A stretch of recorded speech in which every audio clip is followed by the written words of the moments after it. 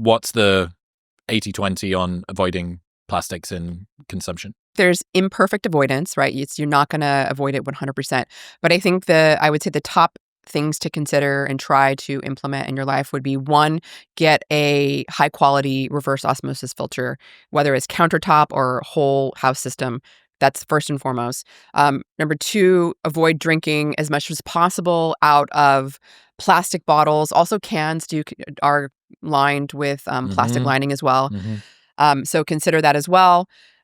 Number three, avoid heating plastic. So really, like the to-go coffee mugs is a big one. Bring your own, mug like this here, Yeti. I bring Yetis I bring them when I travel, and I ask them can you put my latte in this mug? And they do it. I just had an idea there. So I've become addicted, keep where you are, but I've become addicted to Dutch Bros coffee, and I kind of need to tell the internet about it. It's phenomenal. I wonder if there is a way. I was watching them make it, because when you go through the drive-thru, you can actually see the process of them going through it. A lot of the time when they make an iced coffee, an iced latte, they're pouring it between almost what looks like a cocktailier's shaker, the steel thing, pouring it between that and pouring it between your cup. I haven't done this yet, but one of the things that I thought about, because the cup is typically filled with the ice, then they pour the hot liquid over the ice, and that's what cools it. I was like, if I said, rather than you pouring it from the steel thing into the plastic, could I just get you to do two steel things side by side, put the ice in that one, cool it down, and then pop it into the plastic thing for me? Obviously, the gold standard would be to take your own cup. But if you would say that you don't have that, I also have to assume that iced drinks are going to be better, even if you get a splash of hot hitting the cup that you can't get them to do some fancy cocktail trick with.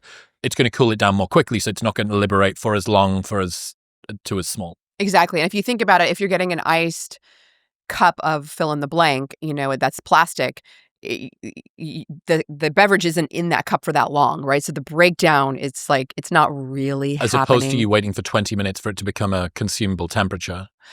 Yeah, or as opposed to like bottled water, like you said, it's like, how long has it been in there, and the heat it's been in, how many trucks has it been on, and warehouses has it gone through before it's been in that refrigerator that you think is cold. So, and I do want to mention another thing with coffee, but I'll get back to the imperfect avoidance. So we've got reverse osmosis, not drinking tap water. Second up is avoiding bottled water. Third one is avoiding heating plastic, which would include Tupperware, reheating meals, meal prep companies, stuff like that, I'm going to guess.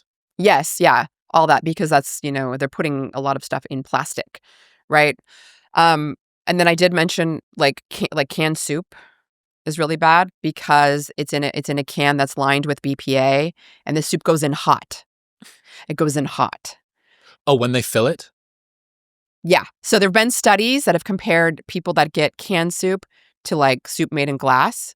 Okay. And it increases like urinary BPA by 1,000%, which is insanely high. Do you know what the inside of Tetra Paks are like? Those sort of more carton things? Do you know what I mean by Tetra Pak? I don't know what's in it, but I'll tell you this, and this is what I was going to get back Probably to. fucking BPA. There's something called polylactic acid that you can line. I think you can line cans with it. I know you can line to-go coffee mugs. Like I know Blue Bottle Coffee lines it with polylactic acid rather than like BPA plastic. So polylactic acid, why not replace this plastic lining? That's not liberated in the same way. Wouldn't impact us. It's an organic. It's not plastic. Polylactic acid. It's like an organic compound. Okay. Yeah. So I mean, you just have to make sure that with anything, sometimes companies will mix a little plastic in there, and you never really know, right? Like that's always the supply chain of your plastic, let alone your food. But let's just assume that everyone's like, fair. credible and doing the right thing. Yeah, polylactic acid.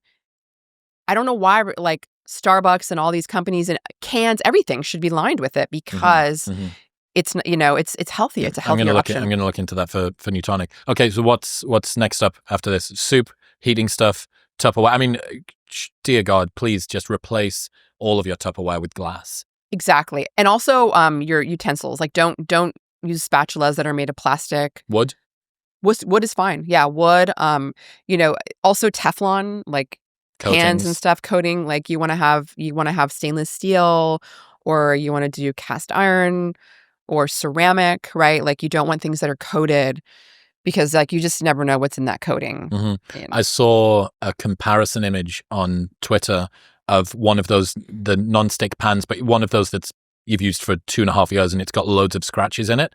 And that causes all hell to break loose and be liberated into the food. Absolutely. I mean, think about the scratches. Like that stuff is going somewhere. Like, where's it going? Right? It's going into your food. It's right. it's going into you. So that's another. Heat is a really big one, and also microwave popcorn. So the inside of bags, the inside of the bags of microwave popcorn are lined with forever chemicals. Forever chemicals, they're called that, PFAS, because it takes our body like 2 to 5 years to get rid of them, and they are carcinogens. They're terrible, and you're heating it up, right? The popcorn's heating up, so popcorn bags is another one. But I think in terms of that, and then with respect to like the foods, obviously, like if you can, like shrimp, eating whole sardines, anything like microplastics are in the digestive tract of those foods. So like limiting, you just don't want to eat shrimp like every day. What are capsules, 000 capsules for supplements? What's that made of? What are those? Like a capsule, like like magnesium stearate, like any type of creatine capsule or something where it's in it's capsulated as opposed to just gelatin. A raw tablet. Is that what it is? Is it gelatin typically? It's usually not plastic. I was just looking at it and thinking, I bet that someone somewhere has realized that we can make it 50% cheaper if we use some sort of, but it's typically going to be like a gelatin thing. Usually a high quality supplement would be, I haven't seen the plastic ones, but I don't go around to the. Well, that's the first place that I've identified that doesn't have plastics in so far, so I can breathe a sigh of relief around all of the tablets that I take every day. I think if you're doing those things, though, that's like the majority of trying to decrease your exposure, outside and then from the dryer, right, and then have a HEPA filter in your house. Like what do you like to use? I mean, you can use like there's a lot of different. There's like high quality medical grade ones that are a little more expensive, which are great. But for people that are just like say they live in a condo or like they have a small flat or something, even getting like a Honeywell HEPA filter, like for each room, they're really not that expensive, and they do filter out a lot of particulate matter that you're breathing in, including microplastics. So I mean, that's a pretty, I think, feasible option for good people. Start on a endlessly comprehensive list. Okay, so if we've got that's how to avoid them, this is where they come from. How possible is it for our bodies to actually get rid of them? What are the ways that we can speed this up? Actually, first question: is it possible to test? Can I go and work out how many microplastics are in my body? That's a good question. So I've had people emailing me about tests they're developing for measuring microplastics in circulation. You have to remember, once it gets into circulation, like that's when it's going to other organs, right? I haven't seen any validated tests on actual microplastics yet, but there are tests on the chemicals associated with them. So like BPA, phthalates, forever chemicals.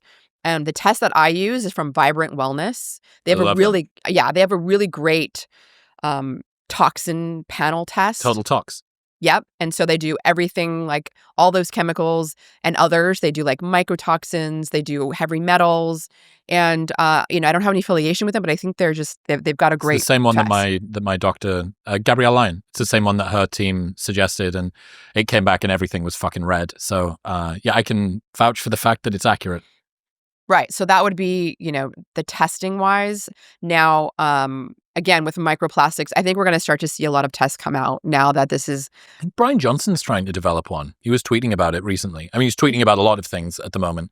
But yeah, he was tweeting about some microplastics test. Interesting. Yeah, there's a variety of companies, and I'm sure Vibrant Wellness is probably going to add that to their list as well. We just learned about the way that microplastics are making their way into our bodies. Yet another reason why staying on top of your health is vital, which is why I partnered with Function. They run lab tests twice a year that monitor over 100 biomarkers and monitor for early signs of thousands of diseases. They even screen for 50 types of cancer at stage 1, which is 5 times more data than you get from your annual physical. You receive insights from a team of expert physicians who provide detailed notes of their observations and phone consultations for any critical findings. Getting these lab tests done would usually cost thousands, but with Function, it is only $500. Right now, you can get the exact same blood panels that I get by going to the link in the description below or heading to functionhealth.com/modernwisdom. That's functionhealth.com/modernwisdom. Thank you very much for tuning in. If you enjoyed that clip with Rhonda, the full-length episode in all of its scientific glory is available right here. Come on.